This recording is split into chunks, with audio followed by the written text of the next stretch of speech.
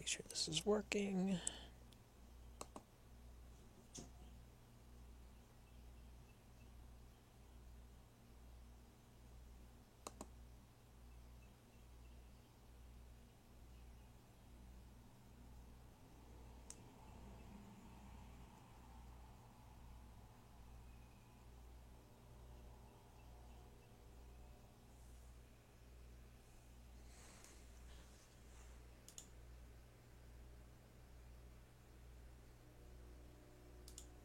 Cool. Okay.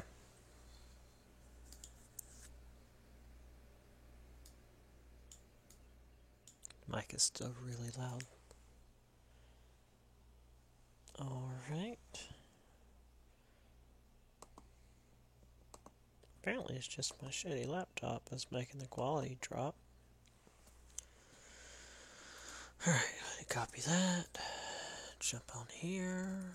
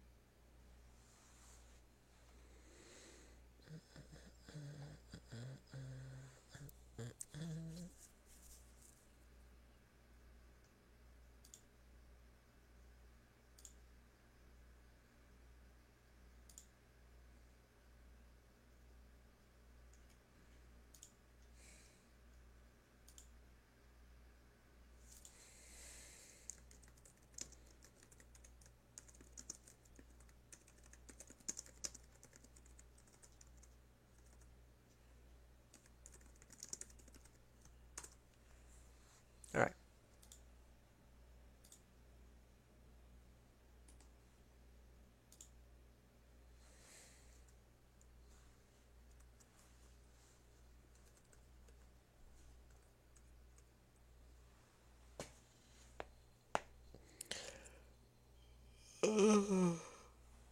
Hey, wanna get up here?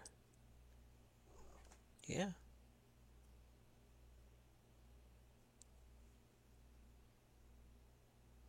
Come on.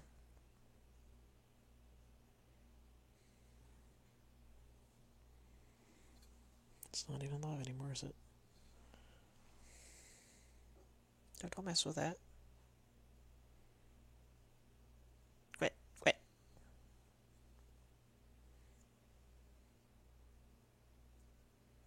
No, don't be a butthole. Stop.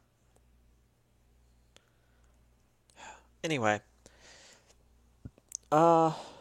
Right.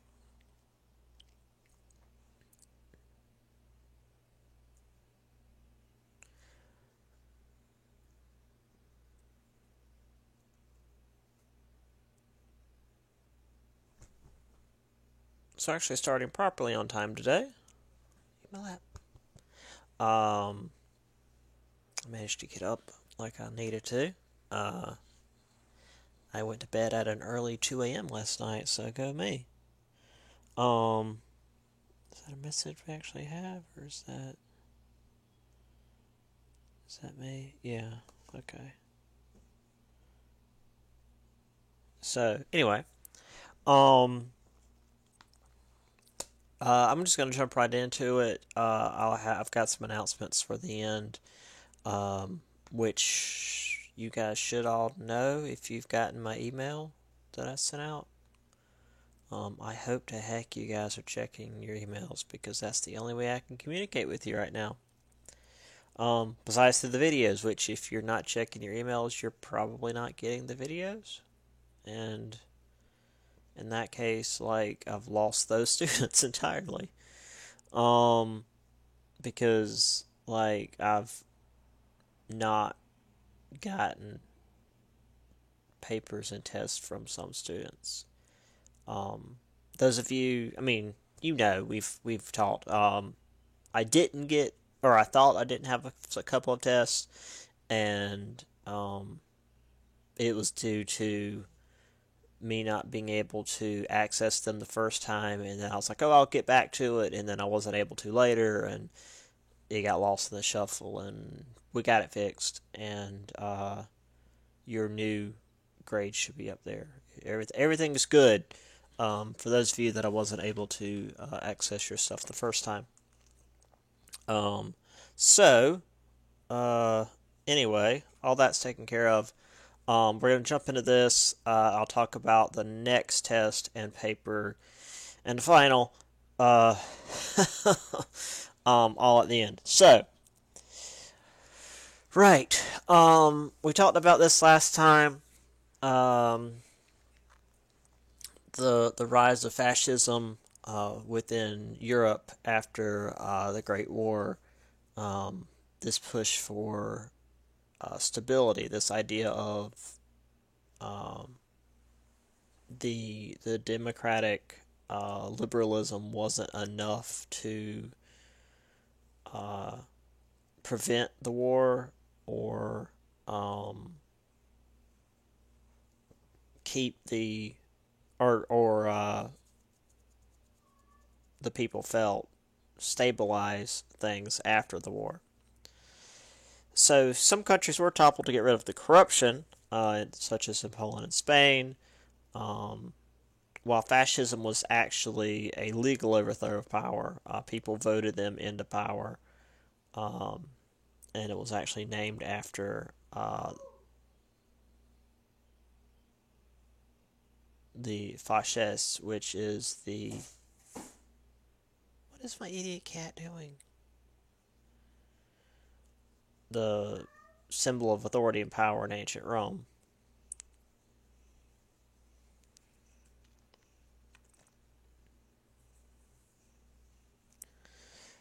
So, now again, here in the United States, we like to water things down and simplify it, and there's a lot of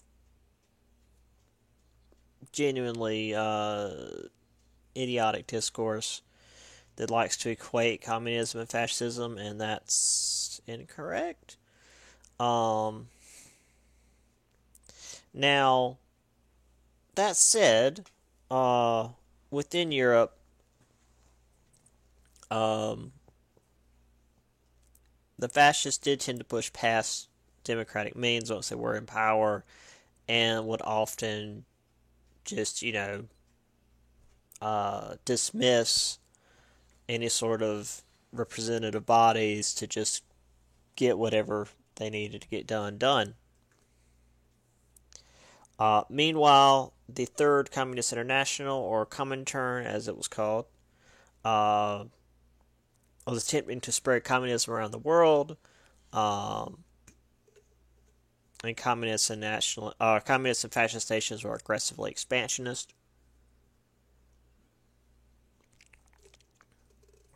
Which is funny considering we just had an entire chapter, not 2 chapters ago, on imperialism.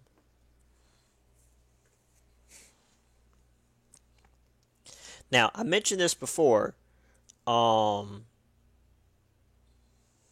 that we often see, capitalism and democracy as, one side over here, and the idea of, communism and fascism as something on the other side. But the truth is that communism and fascism are completely and diametrically opposed, while, as I had said before, democracy and capitalism is kind of in the middle. Like, they both hate capitalism and democracy, but they hate each other much more. Communism, as we see here, saw class as your defining factor. It overrode national, ethnic, and religious differences. So, you should be beholden to your class. And in a perfect communist society, it's a classless society. So you're all good workers. But the perfect ideal is that there are no country boundaries. That you know, Russia doesn't really exist. It's just the workers. So then the workers in Germany would be part of this, the workers in France, the workers in, Spain and Britain and all of that. Um, Meanwhile, within fascism, the devotion to the state took precedent. Religion and private property was allowed as long as it didn't interfere with the state. Um,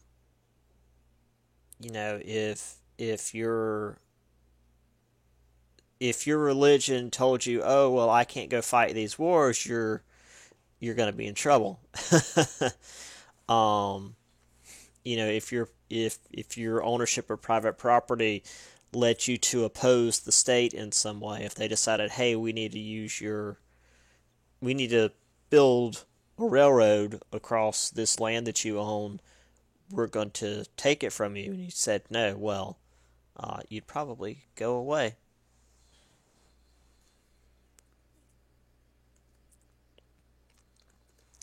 It actually began in Italy.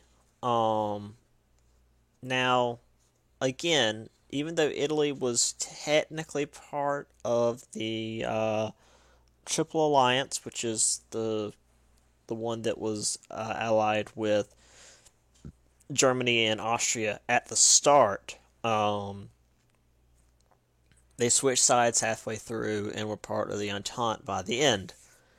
Well, uh, they were angry that the Treaty of Versailles had not done much for their country. Well, I mean, when you switch sides halfway through and join the winning team, when you realize that your side's losing, I mean, I don't know what you expect. Um, so Italian communists began large strikes in March of 1919. Uh, so thugs on both sides, and that's now a term that I hate to use. Um, but thugs on the far right and left were taking balance to the streets, as well as against opposing party leaders. So, here we go. I mean, I managed to turn to the right page. Ho Chi Minh, which is in Vietnam. Y'all quit.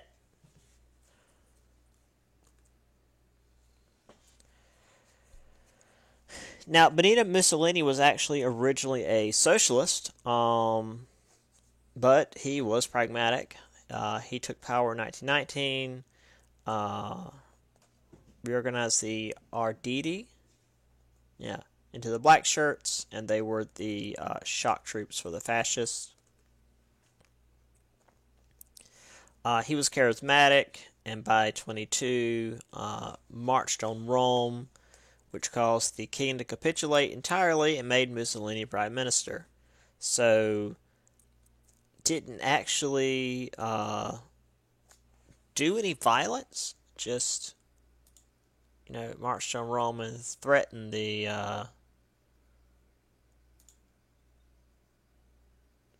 king.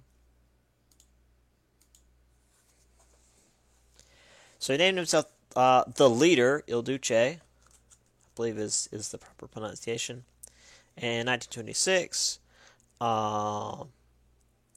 the Pope signed the Lateran Accords in 1929, which legitimized his rise to power and officially gave the church Vatican City. So again, the Catholic Church gets land through questionable means. So there's old Mussolini.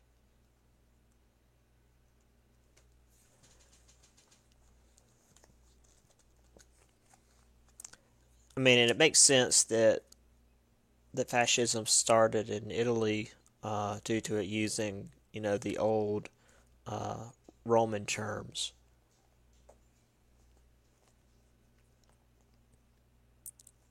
So, on over to Germany, because a lot's going on in Germany. Um, Lots of street violence in Berlin and Munich. So the framers of the new German government actually had to move from Berlin or Munich to the Saxon town of Weimar. They actually weren't able to work in either uh, traditional capital. So they created a liberal democratic constitution, instituted a president, prime minister, and parliament. The parliament was known as the Reichstag.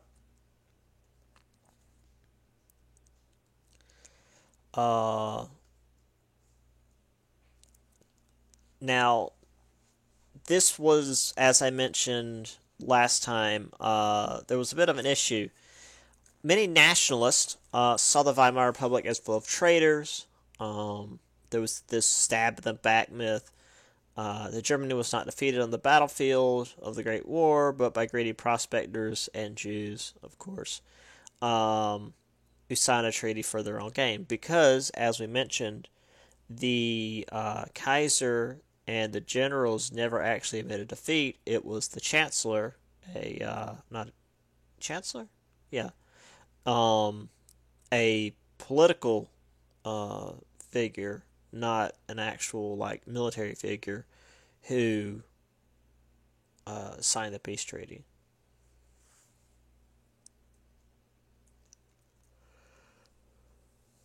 So again, we have open conflict between both the left and the right.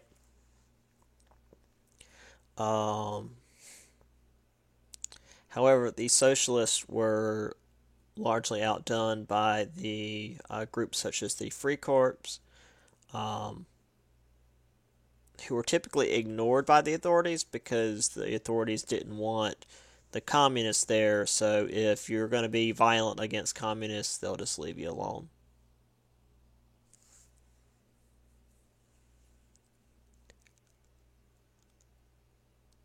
So there's the old Reichstag.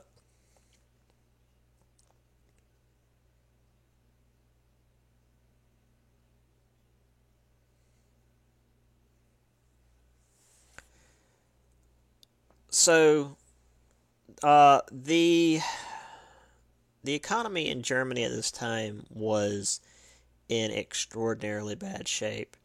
The Weimar mark was devalued over and over. So in 1918, it was 4 marks to the dollar. 1921, it was 75. 22, it was 7,000 to the dollar.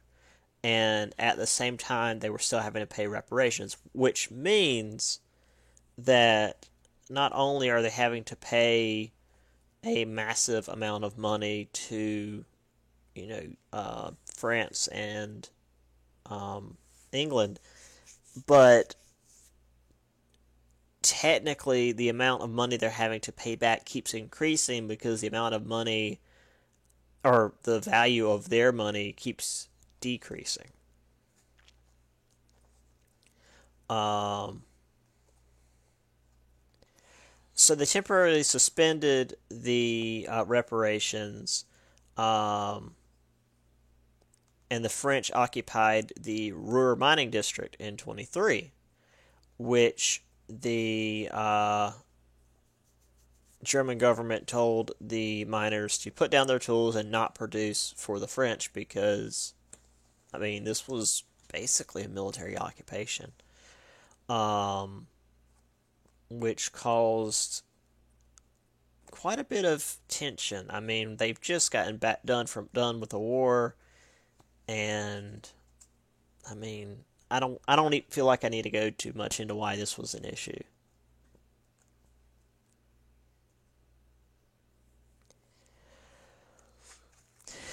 So the mark continued to devalue extremely quickly.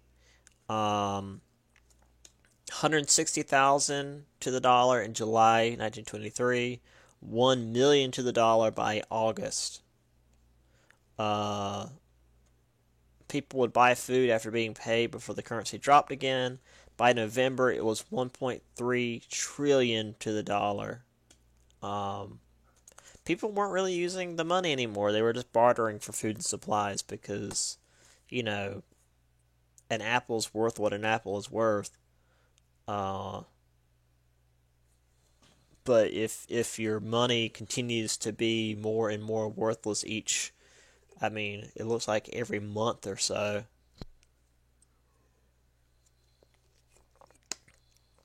what's the point? Oh, I had a picture somewhere. I guess I didn't include it here. Um, of someone like going into the store with just a wagon full of just like it looks like something out of a movie where they've had a heist and it's just stacks and stacks of bills, but they're going in with like a wagon full of money, uh, just to buy, some basic groceries.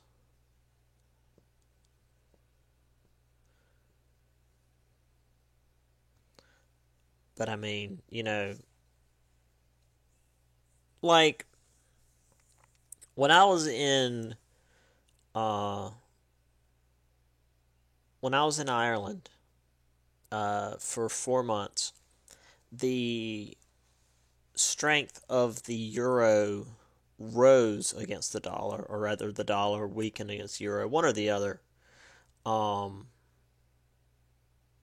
and I think it went from like a dollar.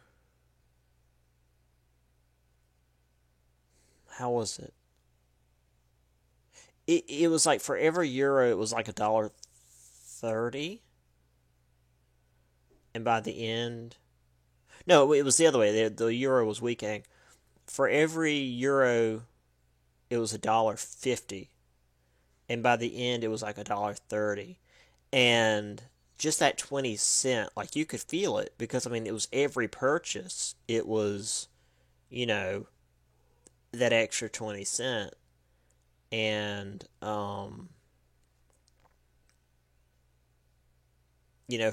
people just using euros, whatever. But since I was constantly making that conversion, um, it was weird, and it made me realize, the shift in currency value is dramatic sometimes. So like this,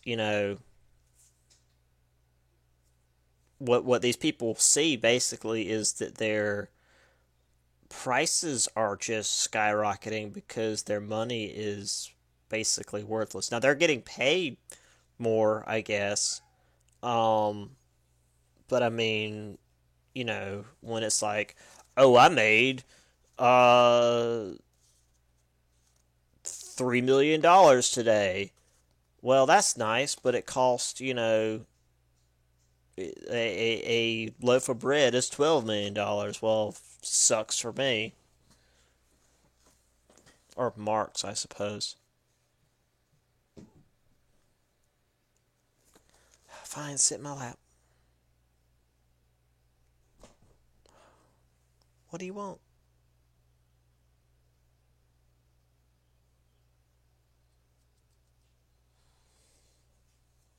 Like if you ever watch a show or play a game set in Japan and they're using yen, they'd be like, "Oh, this is only 530,000 yen." It's like Jesus Christ. Um, but yen is basically like cent. Um, like they just don't use decimals. Uh, so that'd be like, oh, it's $5,000 or so. Um, I mean, the conversion's a little bit different than that, but that's the rough. The rough conversion is about 100 yen as a dollar. So it's like, oh man, that meal was great. Oh, how much was it? Oh, it was only 1,500 yen. It's like, oh, that's a really good price. Anyway, Um, so of course we got to get that to Nazism. I do not have time to go off on tangents. Right. So, Adolf Hitler. We got to talk about him. He was born in Austria-Hungary. Um, he was refused admission to both art school and the Imperial Army. He wasn't allowed to actually go into the army. I think he had some kind of medical issue. I think. Um, he was, however, allowed to fight for Bavaria. He delivered messages between trenches. He did end up in the hospital due to a gas attack. And by the end of the war, he was very much a part of the whole stab in the back myth. So, in 1919, he joined the German Workers' Party, which became the National Socialist Workers' Party, or NSDAP, because, Deutschland and all that, or Nazi Party in 1920. And despite the name, it's the opposite of socialist. And when people are like, oh, Nazism is socialism because it's in the name, it's like, that's literally the opposite, guys. Don't do that. There was literally a terrorist group in Ireland called the Friendly. It was like the Friendly Farmers Association, and they were literally fucking terrorists.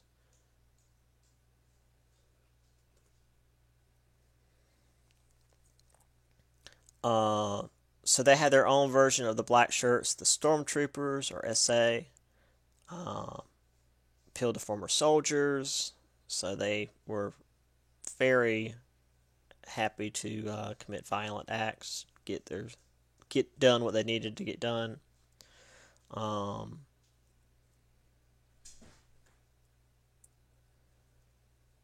was small in 23, recruited heavily in Bavaria, and as this hyperinflation was making things worse, and Hitler's speeches continued to strike a chord in these people, the recruitment did increase. And now that I've got my book open in my lap, the cat decides to lay down. So there, of course, is Hitler actually not shouting.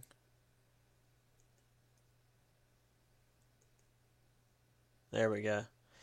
Yeah, I found this. God, I found that GIF and it terrified me because his neck does that thing, and I just wanted to include that. See, I forgot that I had it, and then as soon as it came up, I was like, oh yeah, that's a thing that I put in there. That was a horrible idea. So, the beer hall pooched. Yeah. November 1923, he figured, hey, Mussolini did a thing, we can do that. So Hitler and 600 of his stormtroopers surrounded a beer hall in Munich, November 8th, 1923, and kidnapped the governor of Bavaria. So they figured, hey, we kidnapped you, you'll join us, right? The Bavarian army quickly put this little group down and put Hitler in prison. And this is where he wrote his little semi-autobiography, Mein Kampf, and where he also kind of wrote out these ideas of Nazism.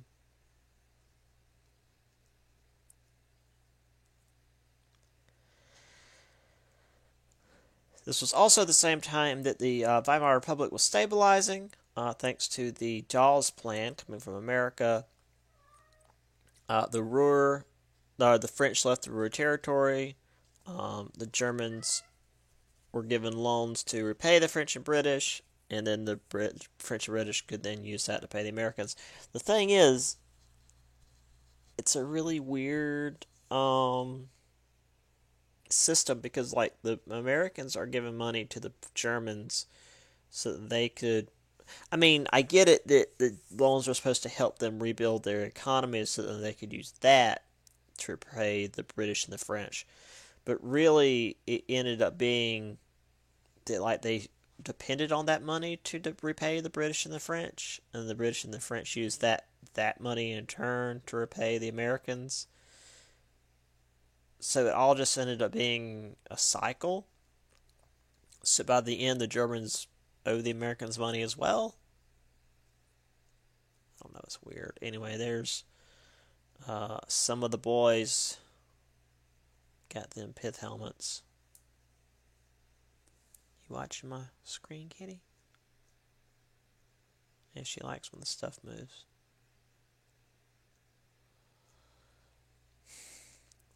So the stuff going on in Italy and Germany weren't on their own. Poland, Hungary, Bulgaria, Romania, Yugoslavia, Czechoslovakia all were pushing for more land, all trying to maintain ethnic purity, you know, some form of fascism.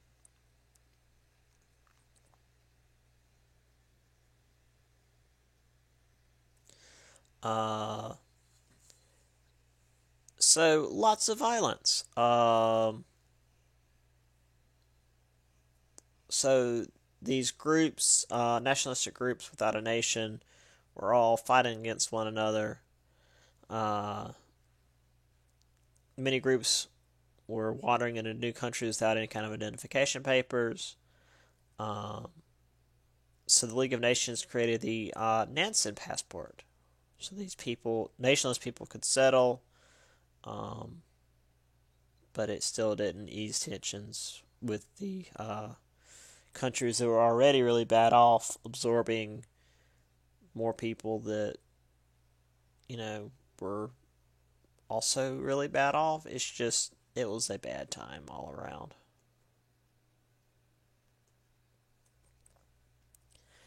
So, nationalism, ethnic determination. So there was an increased interest in health. Um, so again, women who had gone to work during the Great War were expected to return home and rear strong children. Men were encouraged to be physically strong. You know, all this very early genetic-y stuff. Um,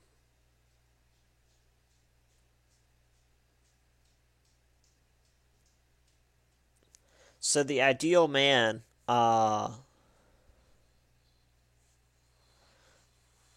began to resemble the classical Greek and Roman statues.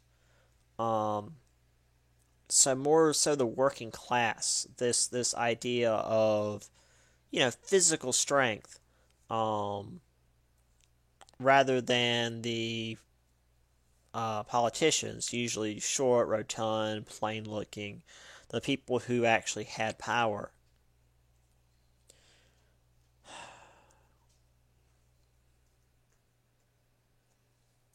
So there's a German soldier on a bit of propaganda.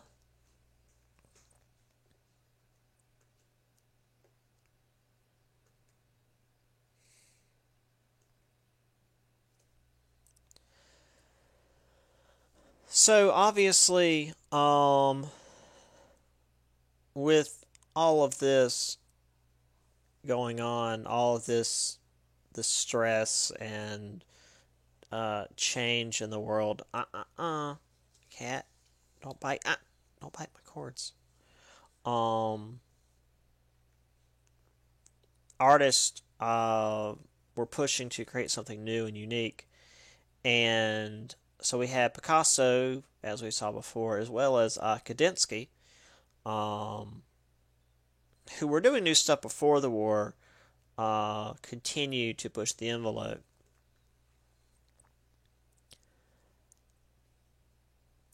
Also, with housing becoming more and more necessary, countries were working on simple, cost-efficient housing plans. Um, I'll actually show you some Soviet Union uh, housing. Is these very simple apartments with communal public kitchens and nurseries. again, this was more as a social experiment of let's make sure that like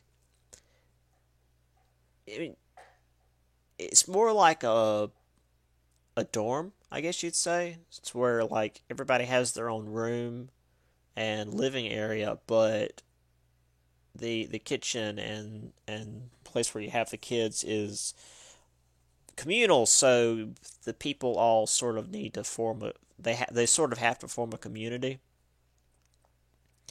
Um, I guess the dorms at Francis Marion aren't like that, but none of you guys would be aware of that. You're high school students. But like the flat that I lived at in Ireland, we just had it was just like a room on a hallway, and then at the end was this area with like a TV that barely worked and a couple of couches, and that was the kitchen area.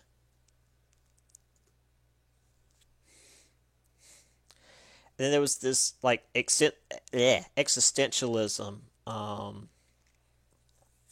This was, I mean, like I said, World War I really messed up the world psychologically. Uh, the individual's own perception as to what was real in the world, and the idea of enlightened knowledge was really very much dead. We also had new forms of jazz, new forms of music. This is where jazz started.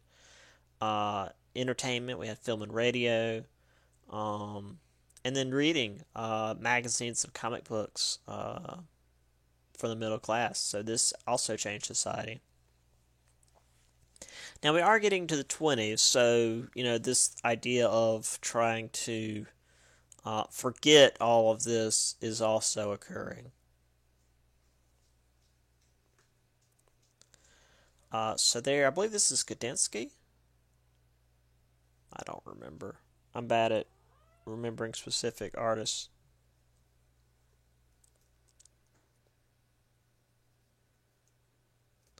There's a Soviet housing complex. Um, a lot of buildings in the former USSR are still like this. Um, I think the term now is just like brutalist architecture because it's just, really simplistic and, I mean, and almost brutal in its design. It's just a concrete box.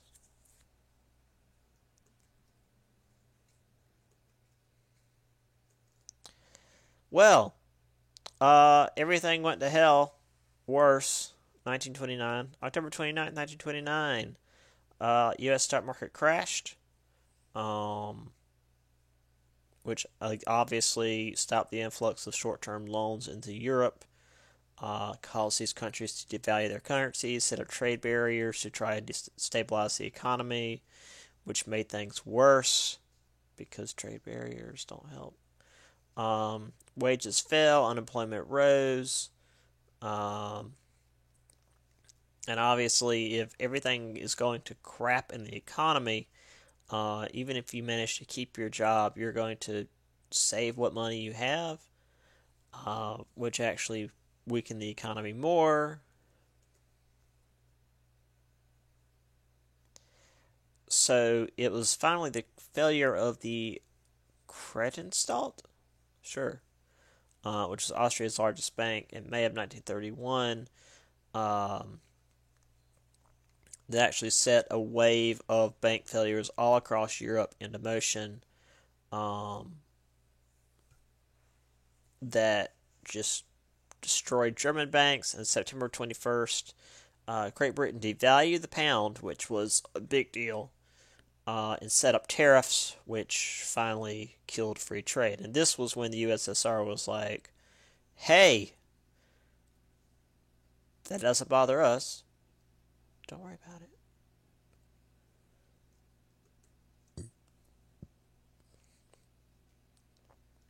So countries are trying to get off the gold standard, um, because again, if you devalue the currency, usually it'll stabilize things. Um, while the common man was looking for solutions, to eat.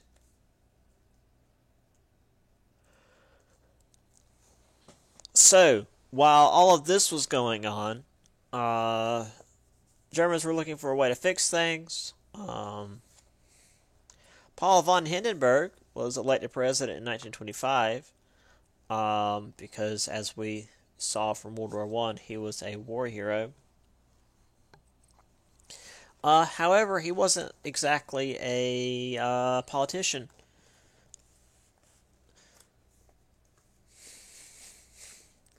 And here again we have what we saw with Napoleon.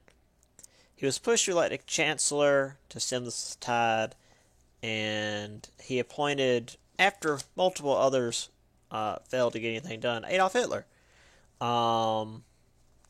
He saw that Hitler had a large following and figured, hey, this guy can get some things done and then kick him out of power.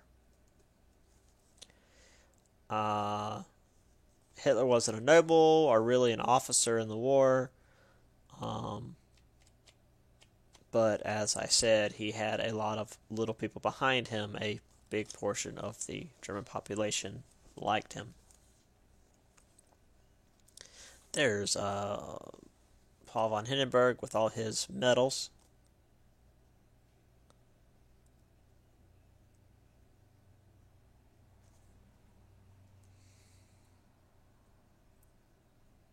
Don't look at me, I'm not doing anything.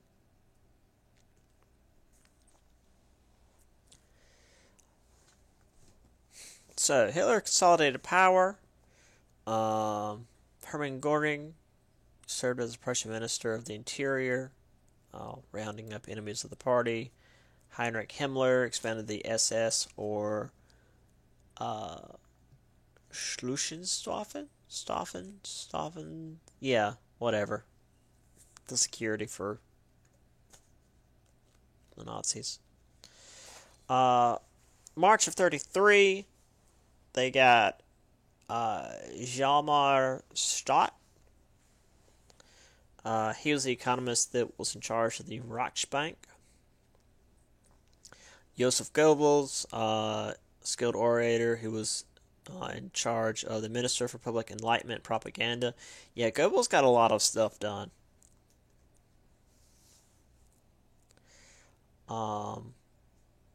Other than Stock, though, shocked. None of these are highborn or otherwise remarkable.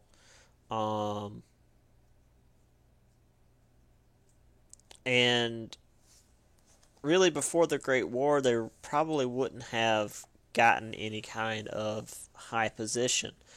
But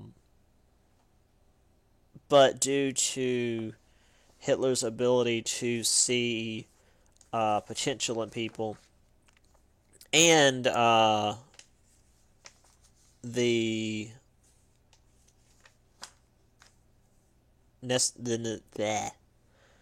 and due to the lack of any kind of nobility after World War One, this was the result.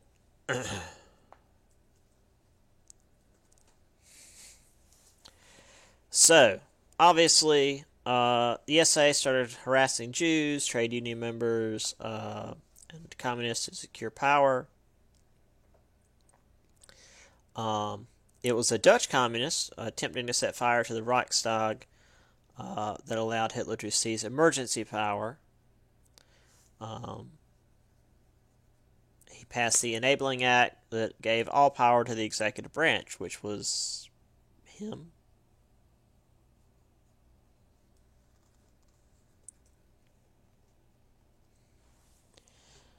Don't know where I am. Okay.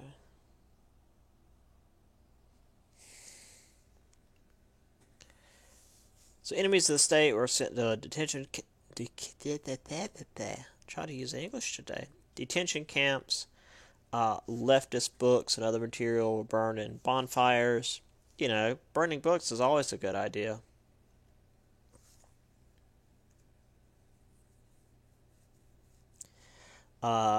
Germans were put to work. such as the Autobahns and housing developments. All were guaranteed a wage, low perhaps, but some kind of wage. Um, and the focus, with the focus on recovering the economy, was really rearmament. They were going to get the military back up and running.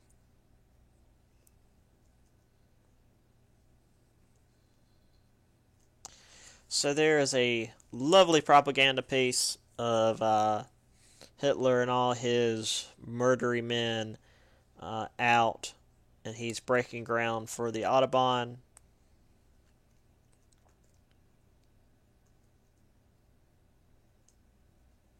And actually, there's another piece edited a bit. It says "da" or "da." No, "da" is Russian. It's not "ja." Yeah, Yana, yeah. I don't know what the rest of that says, but you've got all the workers down at the bottom, and there's again that picture of him breaking ground. Implying that he's out there doing the work.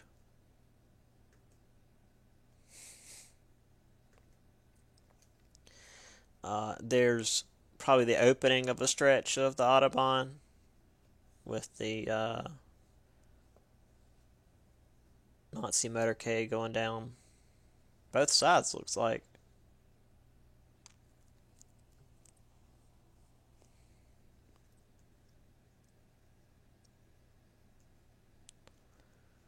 So,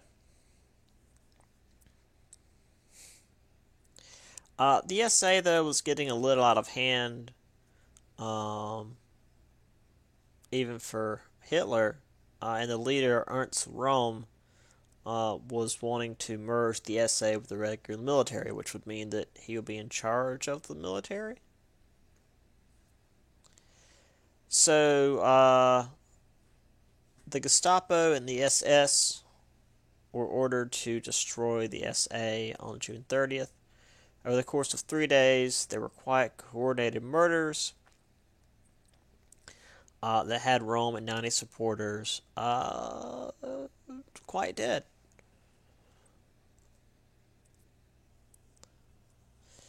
So the Röhm Putsch was controversial even within Hitler's party.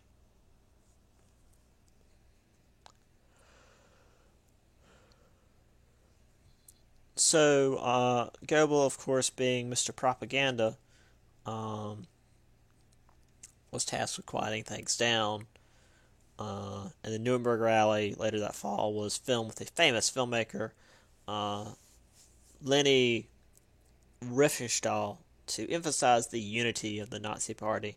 Yeah, if you ever watch the film, the what was documented there at the Nuremberg rally, like it was using all sorts of special film techniques as well to really emphasize how grand everything was.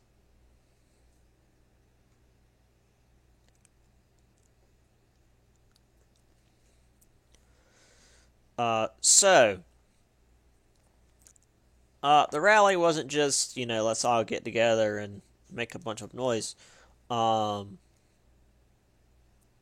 there was also a set of laws put together that were supposed to quote. They were supposedly for the protection of quote the German blood and German honor, which was of course anti-Semitic. Uh, argued the quote biological ancestry of a Jewish man or woman, and setting aside the quote pure Aryan race.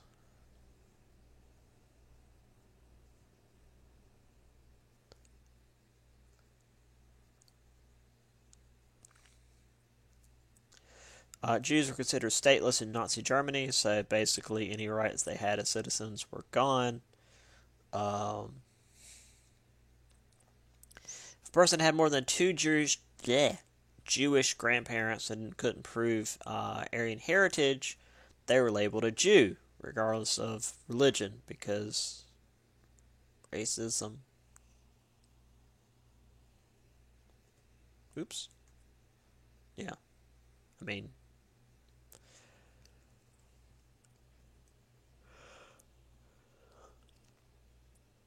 an Aryan ancestry being um,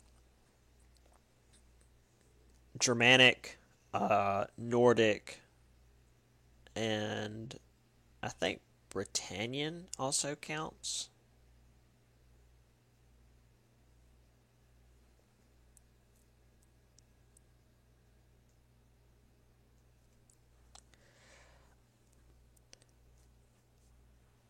So, Mussolini was seeing all this and figured, hey, he's doing a pretty good job, so maybe I should continue doing what I'm doing. Um, so in 1935, he avenged himself upon Ethiopia for the fact that Italy got its butt kicked in 1896. And rather than going in with machine guns, they used saturation bombing and chemical weapons. Because, sure, that's necessary. Um, Killing tens of thousands of Ethiopians while 3,000 Italian soldiers were killed. How did 3,000 Italian soldiers die when they were using bombing? But whatever. In 36, Italy and Germany signed the Rome-Berlin Axis Pact as a sign of fascist solidarity. And then also signed the Anti-Comintern Pact, which Japan also signed. So we've got the whole group ready for World War II, right, Xiang? Also, this was important. Now, again, we haven't talked much about Spain, but they did have a republic that was overturned in 1923 by Miguel Primo de Rivera, who set up a military dictatorship to try and get rid of corruption. By 1930, though, there was still lots of corruption, and he resigned for King Alfonso the 13th.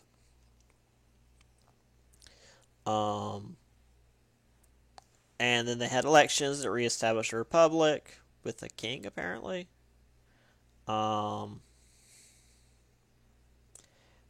They wrote a constitution, though, that broke the power of the church, and so many radicals attacked the clergy,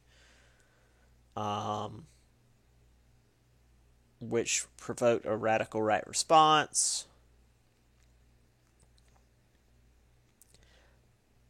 So there was a liberal victory in the elections. The right-wing groups attempted a coup and therefore a civil war. Now the reason this is important, both sides got outside support. The right under Generalissimo Francisco Franco won in the end. The reason this is important is that the right, yeah, specifically got support from Germany because Hitler needed a test bed for the Luftwaffe. So he used the Spanish Civil War as just a testing ground for his Air Force.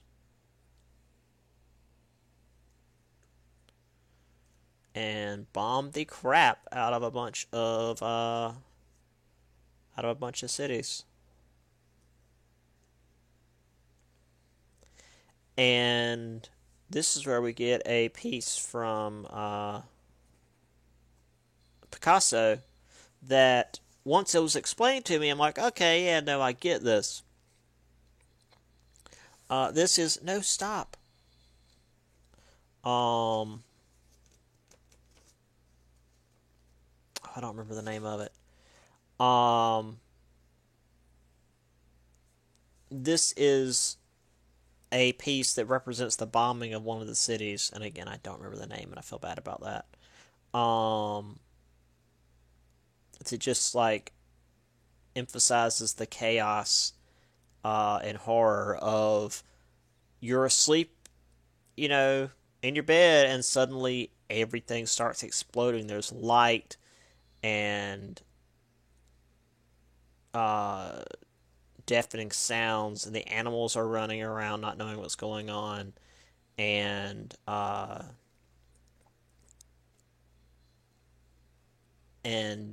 people are dying, and nobody knows why it's happening or what's happening. And it's a powerful piece once you know what the heck's going on.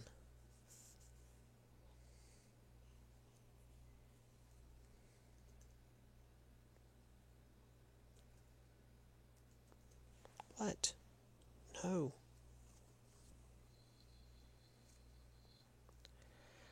Now in Austria, the fascist leader Engelbert Dollfuss, um, stop! No, don't. It's over here. Tried to maintain Austrian independence from a pan-German movement, um, and despite being uh, a fascist, he banned the Nazi and socialist parties in Austria. Um, in July of 1934, though, he was assassinated by an Austrian Nazi. What a surprise.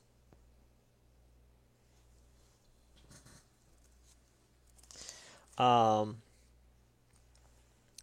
Hitler, though, allowed Austria to remain independent for now, as Germany was still working to recover from the Great Depression. Because, you pull in Austria, you got to deal with their social issues, or their economic issues too, so just let them be.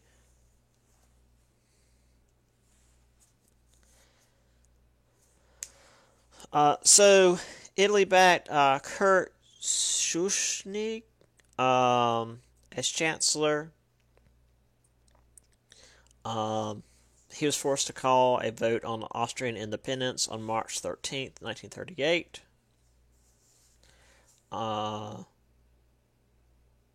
However, Austrian Nazis staged a coup and German forces moved in through the north on March 12th.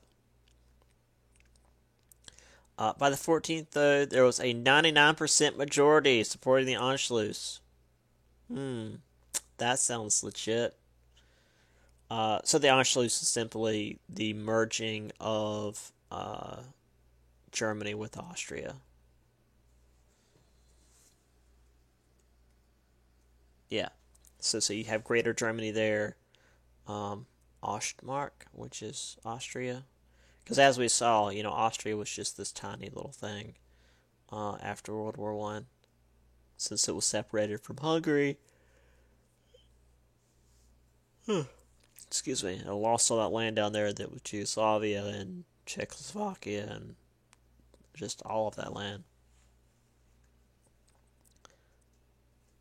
Yeah, and there's all these. I mean, I said 99% definitely seems fabricated, but there's some people that were excited about it.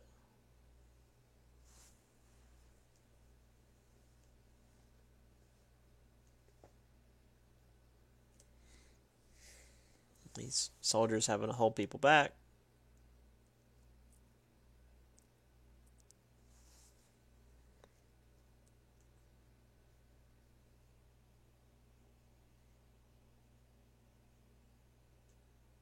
All right.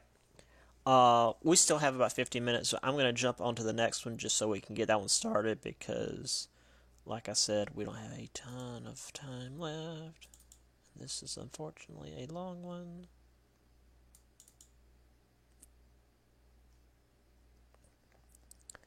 All right. Here. Window capture. Properties. Second World War, cool. And then view. No, not view. Slideshow. Individual. Alright. So, World War II. Let me make sure this has worked for you guys, because it's not live. There we go.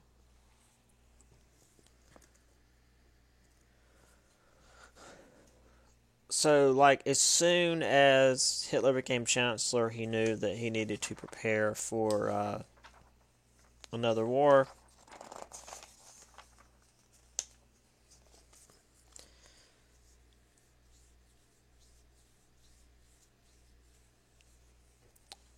He discontinued reparations, began taking lands and goods from Jews, and thanks to Schott, was able to pour lots of money into the buildup of the military.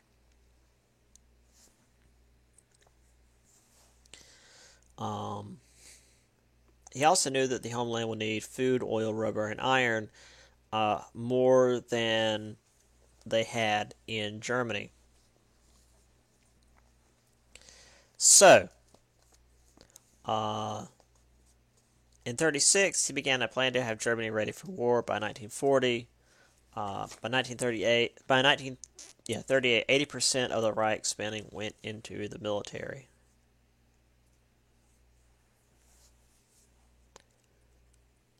Oh yes, yeah, right. He also wanted a new order in Europe. The Aryans, Germans, Britons, and Scandinavians on top. The Latins, French, Spanish, Italians next, and the Slavs on the bottom. And then the Jews just weren't there at all.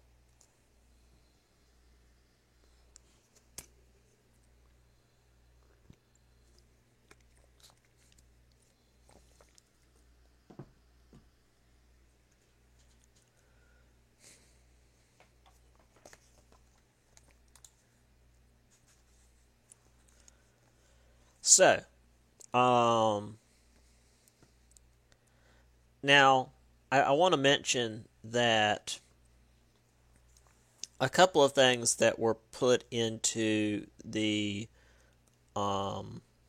Treaty of Versailles were no buildup of military, no Anschluss with Austria, and he's doing both of those things, and the rest of Europe's like, whatever. So after the Anschluss, Hitler wanted to move on to the Sudetenland, which was a bit of land in Czechoslovakia that had a lot of industry. I was going to say industry base. Well, the industrial base. And 3 million Germans. Now, Neville Chamberlain, Britain's Prime Minister, and Edouard Daladier, France's Prime Minister, flew to Munich to discuss the issue with Hitler. Mussolini went to the meeting as well. But notably absent was Edouard Benet, the president of Czechoslovakia, and Joseph Stalin, one of the other major players in the area. But also the guy whose country they were talking about. So, Chamberlain is well noted for having listened to Hitler's promise that Sudetenland would be the last annexation, flew home declaring they had secured peace in our time, and by March of 1939, Hitler had occupied the rest of Czechoslovakia. I mean, I know hindsight's 2020, but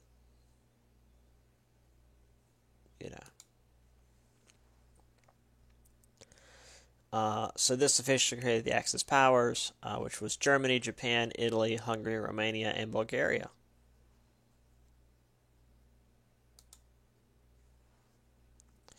So there's Czechoslovakia. The goal there, the Sudetenland, which is like most of it,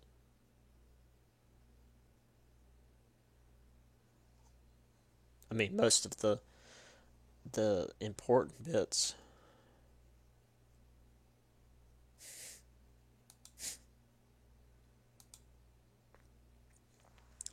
There's Neville Chamberlain. That's the piece of paper that had the agreement on it. And he's like, "Oh, I'll achieve peace in our time. We won't be going to war, gentlemen." I don't know why I'm sounding like that. Come, stay a while and listen. My throat's getting really sore. Okay. Now to the broken glass. Now, also with annexing Sudetenland, Hitler's Germany acquired about 300,000 more Jews. So, February 9th, 1938, which was the 15-year anniversary of the failed Beer Hall Putsch, Goebbels initiated an empire-wide pogrom. Burned synagogues, ransacked Jewish businesses. 90 Jews were killed, thousands more imprisoned, although there were internal as well as external protests over it because, of course. There was also a German euthanasia campaign, T4. Keep this in mind. Those deemed unfit to reproduce, those usually mental patients, were euthanized to prevent the spread of, quote, unfit genes.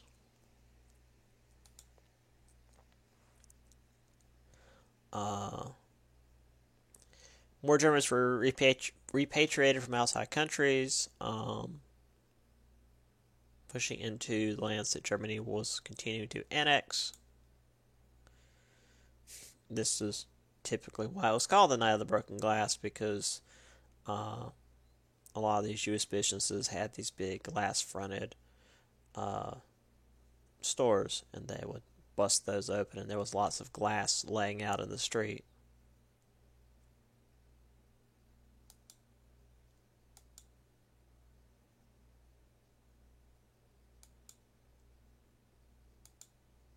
There's one of the synagogues burning.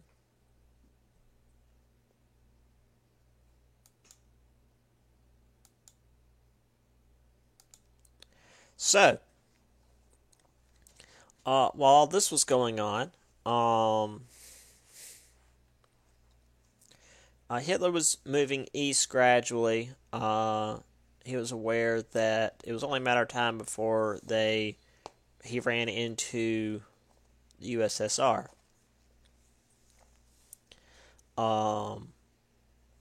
Stalin knew he wasn't ready to deal with the Nazis, because he had just recently purged his army again, and USSR wasn't fully industrialized, as I'd mentioned multiple times before.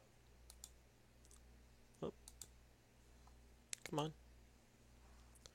So, August 23rd, 1939, Nazi diplomats went to the Soviet Union with a non-aggression pact. Now, of course, the rest of the world was shocked that the fascist and communist regimes would even consider such a thing, because, again, they hated each other more than anything else. There were secret provisions that would allow the Soviets to take Finland, Eastern Poland, and the Baltic states, as long as Germany could take Western Poland and Central Europe.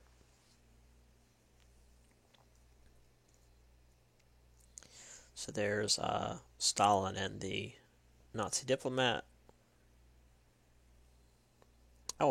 Even as, like, even if I were in this theoretical universe, if I were to, say, be a diplomat for Germany at this time, I would still be terrified to meet Stalin.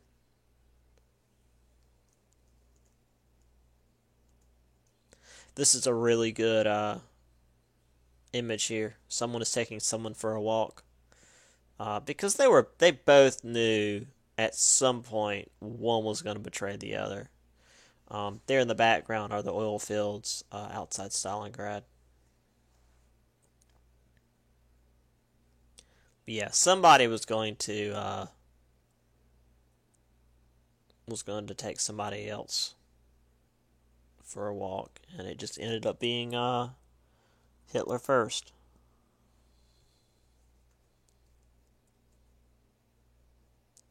All right, that's a good place to stop. The invasion of Poland. Hopefully we can tear through the rest of this next time. Um, uh, should I stop here? Hold on, let me see what the book looks like. Yeah, the war begins. Invasion of Poland. Um, yeah, things really just like go straight to hell after Poland. Well, I think we can. Hold on. Let's just do Poland in the Winter War real quick. So, Germany invaded Poland. Just straight up invaded Poland.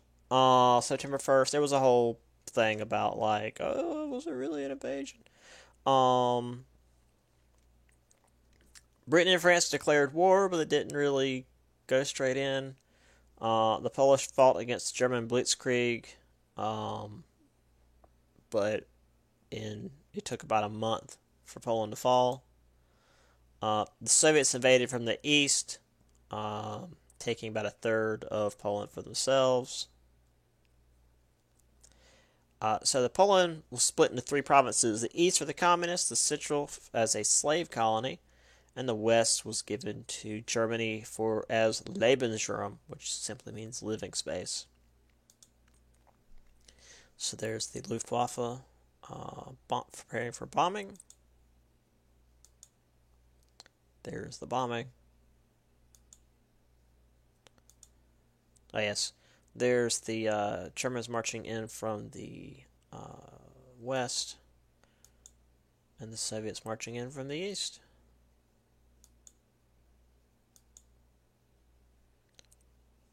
And yeah, there's poor Poland, just right in the middle.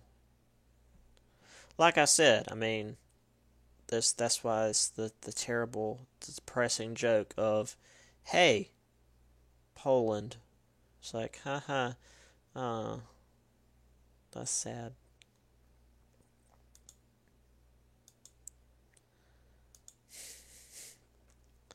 So the SS moved into Poland. They wanted to purify Western Poland for German occupation.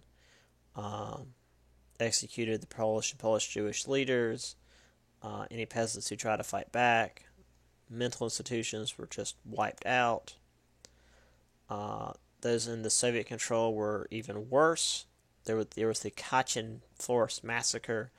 20,000 Polish officers, teachers, and businessmen were rounded up, shot, and dumped in a mass grave. Until 1990, we believe this was the fault of the Nazis, but then after the fall of the Soviet Union, we gained access to the Soviet records, and it's like, oh, wait, no, this was just the Soviets. The 3.3 million Jewish population cannot be deported. There was actually a plan in Nazi Germany to ship them all off to Madagascar. And that was weird. Most were put into tiny, filthy, overcrowded ghettos. The Warsaw Ghetto was one of the most famous and most brutal. There's the Katyn mass grave. Obviously, after quite a bit of decomposition. And then, real quick, the Winter War. Stalin wanted to take Finland. One of the few democracies to survive. He decided to start the invasion in winter. Yeah, that was a good idea. In 3 months, the Finns lost 27,000 troops compared to the Soviets' 258,000. So, I mean, we talked about the Soviet or the Russians using the winter against the French. Well, the Finnish can do that even better. However, by March of 1940, the Soviets eventually won for 420,000 fled the country and reopened the war in June of 1941. Yeah, the Finnish didn't play.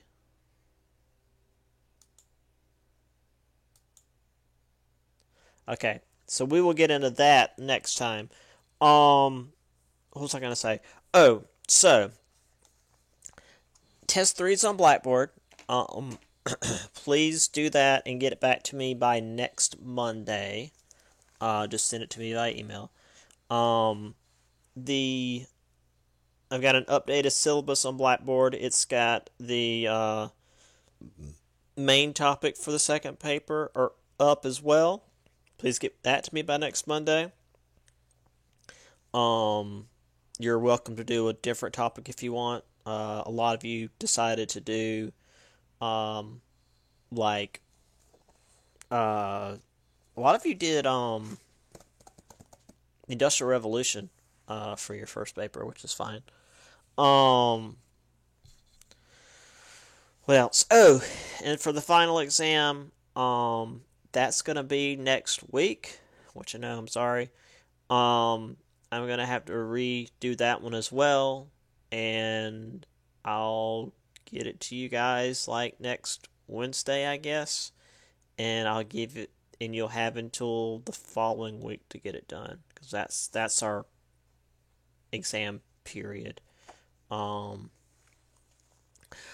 we would have just met one day, probably like that Thursday, next Thursday, and we would have just had a regular exam. But since gestures to everything, I'm just gonna send you guys the test during the exam period, and you guys can have all of the time I can give you to get it done. Also, next Tuesday is reading day, which is usually used for studying and stuff. And while I'll probably also be grading, I'll have my email up. I'll maybe try to just stream something here on YouTube and have my chat up so you guys can hop on and ask questions if you need to. So yeah, that's all I've got. See you guys on Thursday, and yeah, have a good rest of your week. See you guys then. Where's my thing? Okay, yeah. Bye.